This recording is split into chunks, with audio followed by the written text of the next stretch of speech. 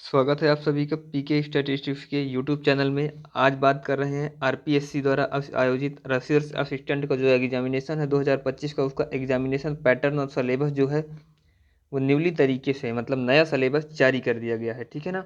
तो आज समझेंगे सारा इसका एग्जामिनेशन पैटर्न क्या है। ये मैंने ओरिजिनल प्रिंटेड कॉपी ले आई है और इसके अलावा मैंने हर चीज़ आपको डिटेल में, ये देखिए सारी चीज़ें स्टैटिस्टिक्स प्लानिंग और सारी चीज़ें बताऊंगा एक एक करके। काफ़ी बड़ी पीपीटी है, पूरा डाउट क्लियर हो जाएगा। ऐसा यूट्यूब में कोई नहीं बताया होगा जो चीज़ें आज बताई जाएंगी। ठीक है ना। तो इसके स्कीम ऑफ एग्जामिनेशन की बात कर लेते हैं आरपीएससी रिसर्च असिस्टेंट का। इसके जो पार्ट ए में है जनरल नॉलेज बताया जाएगा, इसके बारे में मैं बात नहीं करने वाला हूँ, जो कि 50 नंबर का होगा। ठीक है ना। पार्ट बी में स्टैटिस्टिक्स एंड प्लानिंग का सिलेबस है, जिसमें तीन चीज़ें पूछे जाएंगी: statistics and mathematics, planning and economics and computer. आइए देखते हैं। स्टैटिस्टिक्स एंड मैथमेटिक्स का वेटेज जो होता है 60 क्वेश्चन 120 मार्क्स, यानी ईच क्वेश्चन 2 मार्क्स का। ठीक है ना। 30 क्वेश्चन 60 मार्क और 10 क्वेश्चन 20 मार्क। दोनों पार्ट को मिलाकर, पार्ट ए और पार्ट बी मिलाकर 2.5 घंटे का समय रहेगा, यानी आपको लगभग 150 मिनट का समय 150 क्वेश्चन को सॉल्व करने में दिया जाएगा। 300 मार्क्स का आपका टोटल पेपर होगा। पुराना पैटर्न खत्म हो गया है, ये नए पैटर्न के अनुसार प्रिपरेशन करनी होगी। आप स्क्रीनशॉट ले सकते हैं। अब बात करते हैं, मैं बताया ना आपको कि सिर्फ पार्ट बी के बारे में डिस्कस करूंगा। पार्ट बी में जो महत्वपूर्ण टॉपिक है वो है स्टैटिस्टिक्स एंड प्लानिंग। ये पेपर का नाम दिया गया है पार्ट बी के। ठीक है ना। अब इसमें पढ़ना है आपको statistics and mathematics, planning and economics और कंप्यूटर। इन तीनों बारे में, एक दो और तीन, तीनों सब्जेक्ट के बारे में बाई वन बात करेंगे। ठीक है ना, एक एक करके। अब बात करते हैं पार्ट बी में स्टैटिस्टिक्स एंड प्लानिंग में। आता है पहला पॉइंट स्टैटिस्टिक्स एंड मैथमेटिक्स, जिसमें आएगा डेफिनेशन एंड इम्पोर्टेंस, यानी स्टैटिस्टिक्स का आपको महत्व और उसकी परिभाषा। परिभाषा एक नहीं है, कई सारी परिभाषाएं हैं। एक्जोगमेटिक परिभाषा, बायेज की परिभाषा, मतलब पाउले की परिभाषा अलग अलग स्टैटिस्टिशियन द्वारा दी गई। फिर आता है डेटा। सबसे पहले तो ये जानना पड़ेगा डाटा सिंगुलर है या प्लूरल, यहीं से शुरू होती है स्टैटिस्टिक्स की शुरुआत। प्राइमरी डाटा, सेकेंडरी डाटा के बारे में आपको जानना पड़ेगा अच्छे से। इसके बाद बात करते हैं प्राइमरी डाटा कलेक्शन, मतलब डाटा को कलेक्ट कैसे किया जाता है। क्या है, रिसर्च असिस्टेंट में एनालिसिस होता है, तो उसमें सबसे पहले डेटा को कलेक्ट किया जाता है। तो उसके लिए प्राइमरी डाटा कलेक्शन की टेक्निक, उसके शेड्यूल क्या है, शेड्यूल कहाँ से लाए जाते हैं, क्वेश्चनरीज कैसे बनाई जाती हैं, यहाँ से आपके क्वेश्चन बनेंगे। मतलब बहुत ही बेसिक लेवल, ग्राउंड लेवल से क्वेश्चन बनेंगे। जैसे ऑब्जर्वेशन एंड इंटरव्यू, मतलब आप इंटरव्यू मेथड से कैसे डेटा को कलेक्ट करते हैं। इवेल्युएशन और मॉनिटरिंग कैसे करते हैं। मेथड, सर्वे की कितनी मेथड है, ठीक है ना, सर्वे मेथड। केस स्टडी कैसे कहते हैं, पीआरए, पार्टिसिपेटरी रूरल अप्रेजल कैसे बनाया जाता है। डेटा को कलेक्ट कैसे किया जाता है। फिर डेटा को क्लासीफाई कैसे करेंगे, डेटा को टैबुलेट और उसे डायग्रामेटिक फॉर्म में रिप्रेजेंट कैसे करेंगे। इसके लिए एक्सेल सॉफ्टवेयर का यूज किया जाता है। इसके अलावा जो है तो एसपीएसएस सॉफ्टवेयर का यूज किया जाता है। आर प्रोग्रामिंग लैंग्वेज का किया जाता है। सैस एनालिसिस किया जाता है। इन सारे सॉफ्टवेयरों के डाटा से डाटा को डायग्रामेटिक कैसे रिप्रेजेंट किया जाता है। फिर आते हैं जहाँ से शुरुआत होती है, आपके एएसओ के सिलेबस में ये सारी चीज़ें हैं बट मेंशन नहीं रहता है। एएसओ के सिलेबस में जहाँ से मेंशन होता है, मैं बात रिसर्च असिस्टेंट की कर रहा हूँ, मतलब रिसर्च असिस्टेंट में ये एक्स्ट्रा सिलेबस दिया हुआ है जो कि ब्रीफ में पूछा जाएगा। तो अब बात करते हैं मेजर ऑफ फ्रंटल टेंडेंसी, जो कि आरए में पूछा जाएगा।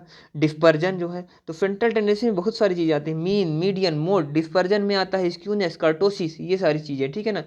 Skewness, kurtosis, movement, skewness, kurtosis, ये सारी चीज़ें डिस्पर्जन के पार्ट हैं। ठीक है ना, इन्होंने मेंशन कर रखे हैं।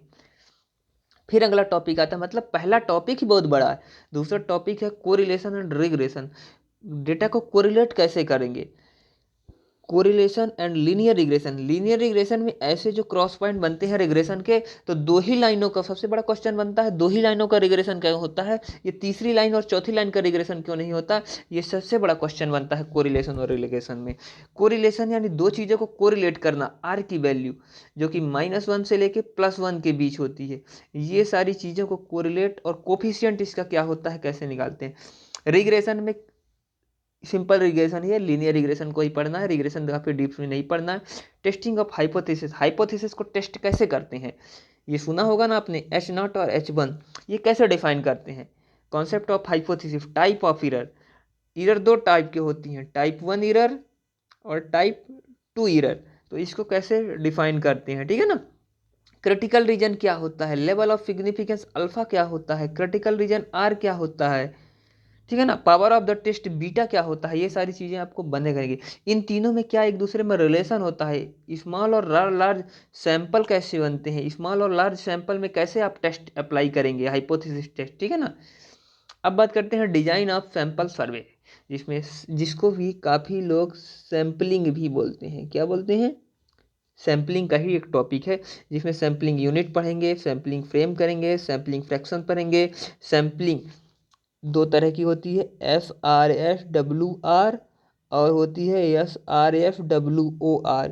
ये इस टॉपिक में पढ़ा जाता है, sampling with and without replacement, ये कहलाती है विथ रिप्लेसमेंट, ये कहलाती है विदाउट रिप्लेसमेंट।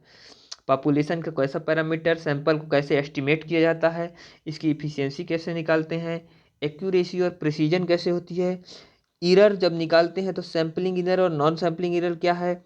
अब बात करते हैं टाइप ऑफ सैम्पलिंग भी इसी में है, सिंपल रैंडम सैम्पलिंग जिसे SRS कहते हैं, stratified random sampling, stratified random sampling, systematic random sampling, ये सबसे इंपॉर्टेंट सैम्पलिंग, क्लस्टर सैम्पलिंग और मल्टी स्टेज सैम्पलिंग।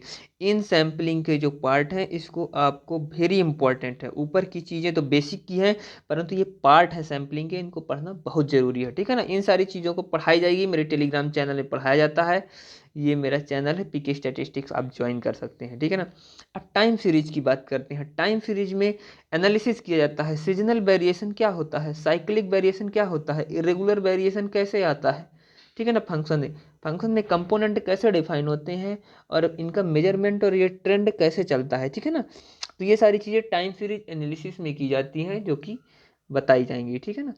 इसके बाद बात करते हैं इंडेक्स नंबर, इंडेक्स नंबर का यूज क्या होता है, टाइप एंड लिमिटेशन क्या है, कंस्ट्रक्ट इंडेक्स नंबर को कैसे कंस्ट्रक्ट किया जाता है, Imphal and weighted aggregate method क्या होता है, सिंपल मेथड क्या होता है, वेटेड एवरेज प्राइस रिलेटिव क्या होता है, चैन बेस इंडेक्स नंबर क्या है, बेस शिफ्टिंग क्या है, कॉस्ट ऑफ लिविंग इंडेक्स क्या है, ये सारी चीज़ें आप इंडेक्स नंबर में पढ़ेंगे।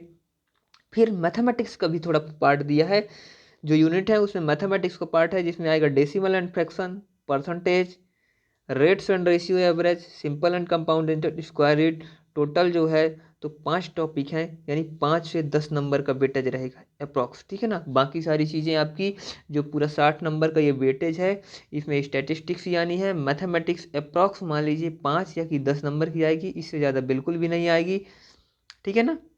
ये मैथमेटिक्स का चैप्टर है।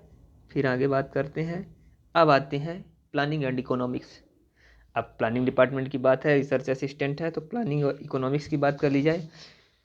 सबसे पहला टॉपिक है इसमें जिसमें system and evaluation organisation of India and Rajasthan, India और राजस्थान का जो सिस्टम काम करता है, जिसमें आता है सबसे पहले आता है NITI Aayog, national institution of transforming of India, इसकी सारी चीज़ें मैं PDF फॉर्मेट में दूंगा। Reserve bank of India, RBI कैसे काम करता है, development of monitoring and evaluation officer, evaluation department of Rajasthan जहाँ की वैकेंसी है। फिर इकोनॉमिक्स के कुछ कॉन्सेप्ट पढ़ने जैसे लॉ ऑफ डिमांड, इसमें ध्यान रखना प्रैक्टिकल अप्रोच में क्वेश्चन है, ठीक है ना।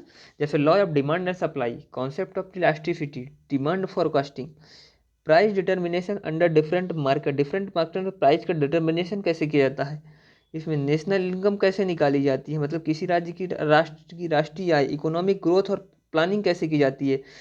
SDG भी आपको एक्स्ट्रा पढ़ना है, सस्टेनेबल डेवलपमेंट गोल 2030 जो बनाए गए हैं ना एजेंडा में, उसको पढ़ना पड़ेगा, इन्फ्लेशन पढ़ना पड़ेगा, मनी पढ़नी पड़ेगी, बैंकिंग और फाइनेंशियल इंक्लूजन भी इसका सिलेबस का पार्ट है।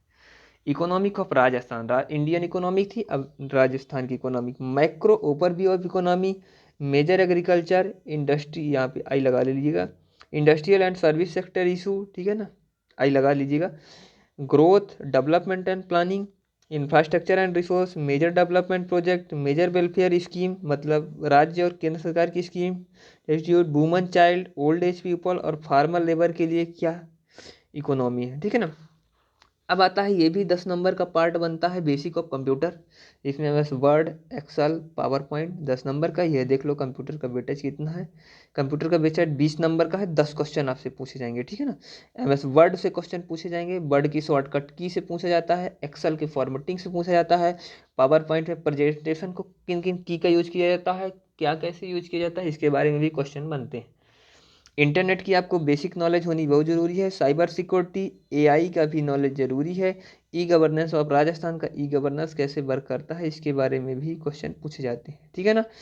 कोई क्वेरी हो, लेटेस्ट हो, तो आप पीके स्टैटिस्टिक्स यूट्यूब चैनल को फॉलो कर सकते हैं।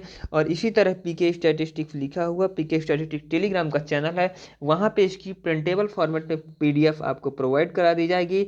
एक ऑफिशियल जो है उसको भी, और ये जो मेरा बना बनाया लिखा लिखाया है ये भी करा दिया जाएगा। ये सारी चीज़ें प्रिपेयर करने के लिए आप मेरे टेलीग्राम चैनल को ज्वाइन कर सकते हैं। मेरे चैनल में आपको फुल सपोर्ट दिया जाता है। Thank you for watching. मिलते हैं नेक्स्ट वीडियो में। कोई प्रॉब्लम रही हो तो बताइएगा, कमेंट करिएगा। Thank you for watching. ध्यान रखिएगा, चैनल को लाइक, सब्सक्राइब और शेयर भी कर दीजिएगा।